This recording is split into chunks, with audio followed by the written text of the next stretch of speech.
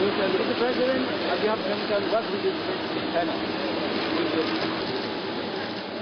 මෙම සංචාරයේදී ජනාධිපති මහින්ද රාජපක්ෂ මහතා චීන ජනාධිපතිවරයාට අමතරව අග්‍රාමාත්‍යවරයා ඇතුළු ඉහළ පෙළේ රාජ්‍ය නිලධාරීන් රැසක් සමග සාකච්ඡා කිරීමට නියමිතයි.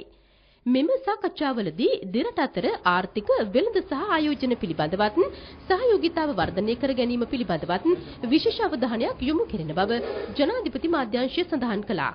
එසේම ජනාධිපතිවරයා එළඹෙන 29 වෙනි දින චීනයේ බීජිංහිදී පැවැත්වෙන ගෝලීය සේවා සංසද සමුළුවේ සමාරම්භක උත්සවයට සහභාගී වීමට නියමිතව තිබෙනවා.